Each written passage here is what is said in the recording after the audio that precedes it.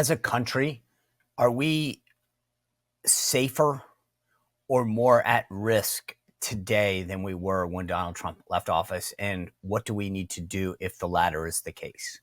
Oh, we are absolutely more unsafe. I mean, didn't have national sovereignty. We had bad people understand that America, the leadership of America, hated America. I mean, this is the perverse situation we've been in for the last 4 years. And it began with Obama. What person who loves their nation says, as they're about to take the oath of office, we're about to fundamentally change this nation?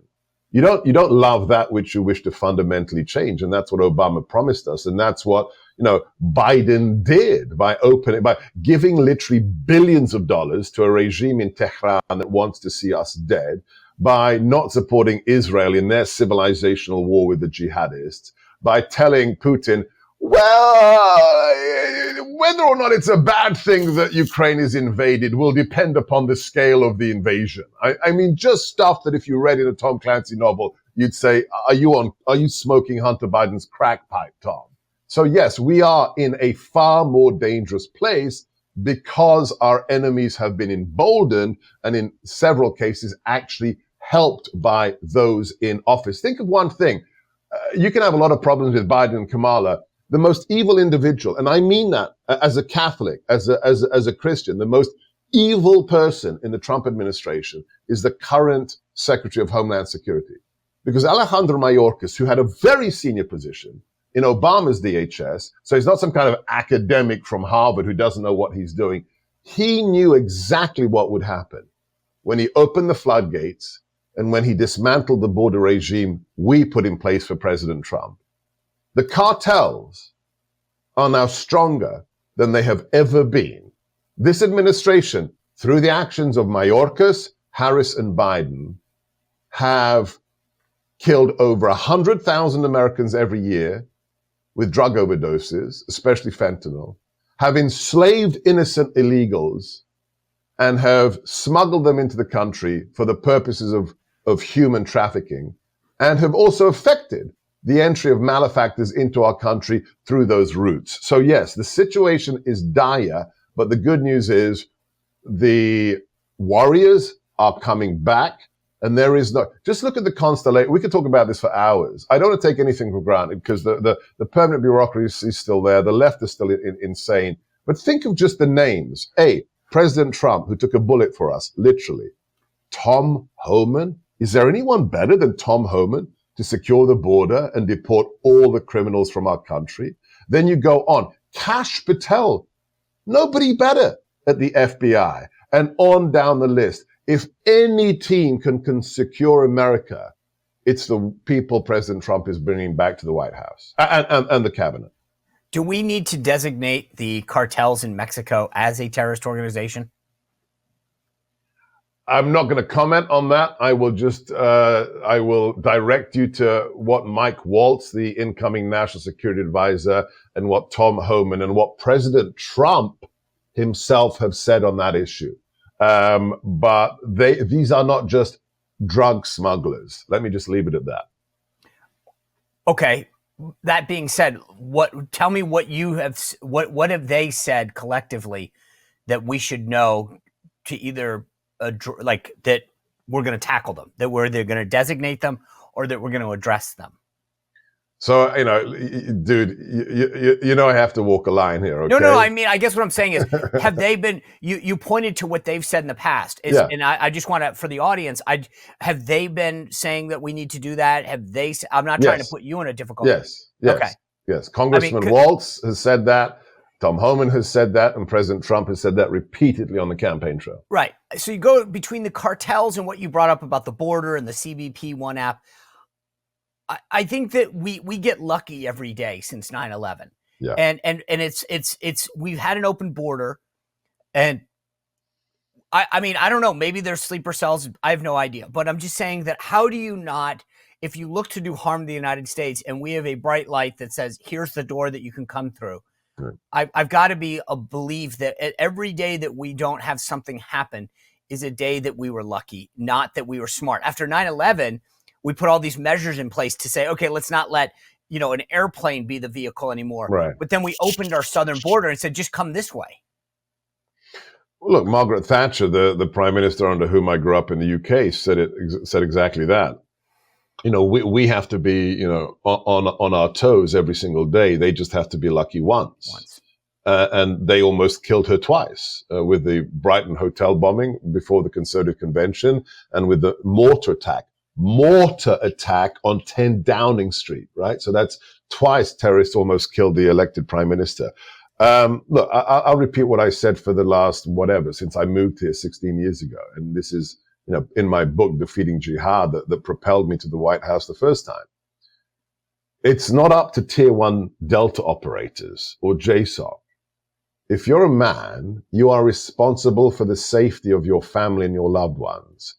I have a permit to carry in DC, Virginia, Maryland, and I am strapped wherever I go because the front line in this war isn't in Latakia. The front line isn't in Damascus or Islamabad.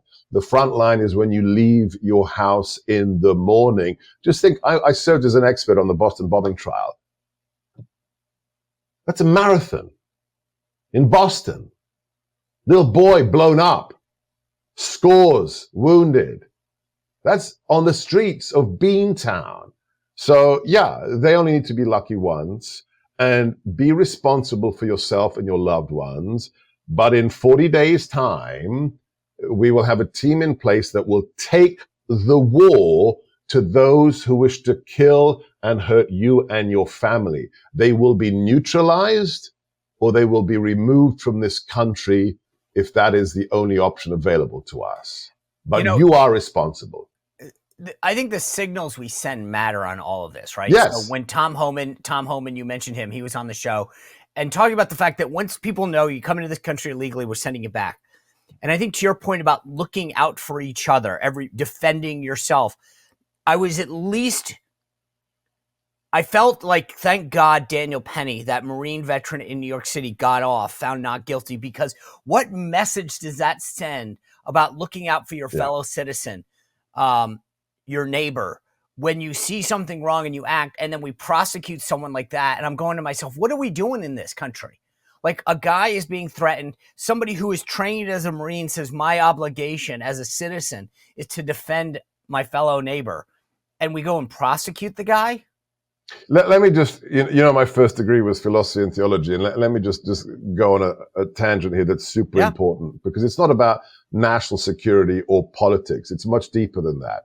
People always, the left tries to give Jordan Peterson a lot of stick for when he says it is your job as a man to be dangerous. And they don't actually understand what he's saying. And my friend, Chris Coles, who has the Mr. Reagan channel on YouTube, he once said it in an interview for my radio show, and he just nailed it. And everything changed for me.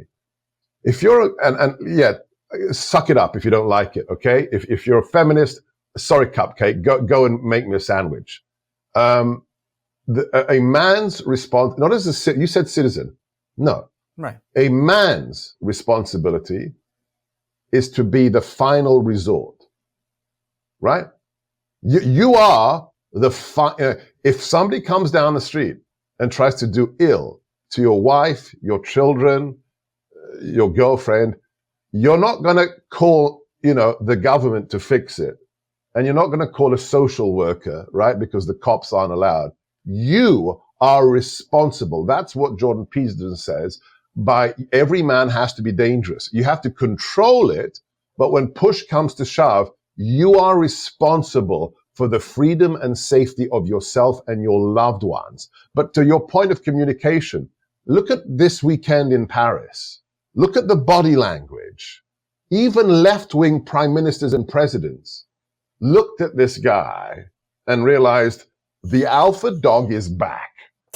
The warrior is in Jill Biden looked at him like the cheerleader who's just smitten with the quarterback.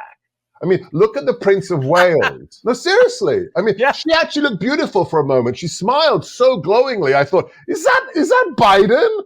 And it was, and she was staring at President Trump in the front row. Look at the body. Forget the alpha handshake with Macron. Look at the way the Prince of Wales, watch the video. It's on my social media, of when the Prince of Wales received President Trump at the British Embassy in Paris. It's like the king. It's like, a real king walked into the building.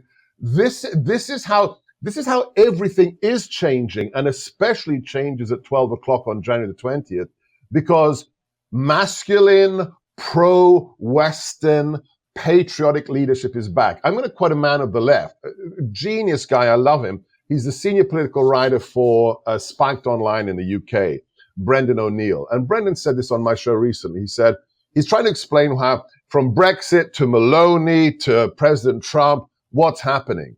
And he took all the politics out of it. And he said, and this is a man of the left, what's happened across the world, and with black men in America, with Hispanics in Stark County, is they've had it with being told you can't be proud of your nation. We are now allowed to be proud of our nation because a man who loves it and took a bullet for it is going to be the alpha dog running everything. And he's surrounding himself with alpha dogs and also warrior princesses. I mean, I've been lobbying and waiting for weeks for the Alina Habba announcement. And then as I'm glowing in the Alina Habba announcement, Katie says to me last night, oh, did you see what happened with Harmeet Dillon? Hey, Mark Cuban, stick it up your hairy backside, okay? That President Trump is afraid by intelligent, powerful women. Yeah, tell that, you little clown. Tell that to Alina Habba's face or Harmeet Dillon. They will chew you up and spit you out for breakfast. Okay.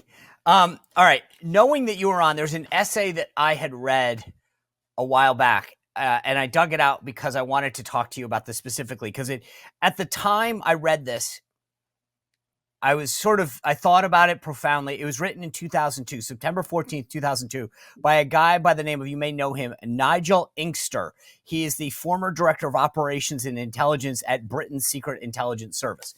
This is what he writes back then, 2 years ago. Britain is taking a step in the right direction. It looks to set and enact a national security bill that would broaden the definition of espionage and take measures to create, as the Home Office puts it, a, quote, more challenging operational environment for those acting as agents for foreign interests. Australia enacted similar legislation in 2018 to curb foreign covert political influence after concerns emerged over Chinese activities. Countering Beijing poses a difficult balancing act, especially in countries with large Chinese diaspora populations. A case in point was the FBI's program for preventing theft of economic and scientific intelligence for U.S. universities, started by the Trump administration under the China Initiative. The program had a chilling effect on ethnic Chinese scientists and engineers who felt they were unjustly victimized. It was terminated this year. So the Biden administration terminated this Trump policy. But the broader point that I want to ask you about is this, because you're responsible for counterintelligence. Counterterrorism, apologies. But here's the point. There is a list that DOD puts out of companies that are Chinese owned and interested that says if you're a U.S. citizen and you're lobbying for them, we're going to put your name on it. I don't understand how U.S. citizens are able to lobby for things like TikTok and other organizations that seek to do us harm. What are we going to do? With all due respect, Kellyanne Conway is on that list. She is lobbying for TikTok. She is lobbying for Ukraine openly. She's filing for it. But people are willing to make a buck off of our national interests.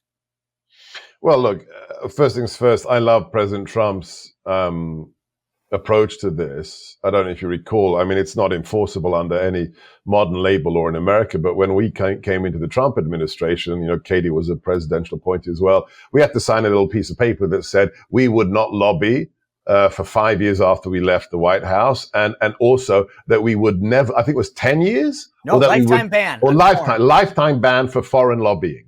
And I think that is how you should do it. Okay. So number one, the president gets, in fact, somebody that we know who was meant to come into the administration didn't come in because the president said he's made too much money in those kind of shady things. So the president, despite being a billionaire, is hypersensitive to this stuff. But look, we could discuss this for hours. It's worse than you think. Well, the reality. We have foreign nationals, Sean, foreign nationals who are working in national defense labs. The national defense labs, like Sandia, who are doing the most sensitive stuff when it comes to nuclear energy, bioweapons defense, cyber, you name it. This is one of the strengths and the weaknesses of our nation. We are the most open nation, the most open republic in the world. And sometimes we're a little bit too open. There should be no foreign nationals who are working at TSSCI Q-level labs in America. I mean, there's one reason, I think you might remember this, in the Trump administration, we declassified this whole case about a Chinese national arrested on a farm in, I think it was Iowa. Why we declassified? Because he was stealing samples of blight-resistant corn so he could take it back to China. I mean, just literally stealing the gene code of what we had developed in America to keep our food production safe. And we told the DOJ, you're declassifying this now because people need to know that it's not just the nuclear codes. It's literally people on fields in Iowa stealing our genetically protected food. Right. Last question I have for you is, Tulsi Gabbard is the nominee for Director of National Intelligence. Obviously, some people are concerned about her past meetings, her coziness, if you will, according to them, not me, with Putin, Syria, etc. What is your take on Tulsi and the job that she would do as Director of National Intelligence? Well, I haven't discussed this with her, but I think what the statement she made literally last night about how I think she was doorstepped in Congress. She said, you know, I will be executing what the president wants. I mean, that's the attitude, okay? Right. If you're coming in, you execute. I mean, this is the difference between you, me, and, you know, a John Kelly and a Vindman. We're not there to sabotage the president's agenda. We're saying, oh, 77 million people voted for you. Yes, sir, we will implement, we will execute. I think the most important thing is what instructions she is given by the commander-in-chief. If it were up to me, and this is Sebastian Gorka, prior to coming back into U.S. government service, the DNI, I would love to see her dismantle the DNI. The Director of National Intelligence has no value added. It was created after 9/11 to be the super body over the 17 intelligence agencies. All it is, you know what the DNI is, and talk to Cash, he'll be brutally honest about this. The DNI is like, you know, those big ring binders that Romney had, the binders of women, right? The DNI office has become this giant binder that just collects all the crappy intel analyses from the 17 agencies and says, yeah, this is the milquetoast garbage, Mr. President, that the intelligence community says is important, with dissensions in every paragraph from every agency, which makes it absolutely unactionable as actual intelligence to help you in your decision making. It is another level of government that basically kills trees and prints reports. So if she goes in to dismantle it, you know, God bless you, Tulsi. All right. Dr. Gorka, always good to get your opinion. Congratulations on heading back to the White House. I know you're going to do great things. Always appreciate your time and your service to the country. Too kind. You led the way, buddy. You live in that line between, you know, wearing the cloth of the Republic and, you know, being a political maven. So you led the way, and I appreciate your friendship, Sean. You're very welcome. Talk to you soon. Bye. Well, if you enjoyed this content, make sure to like this video, subscribe, and click the notification bell to get more.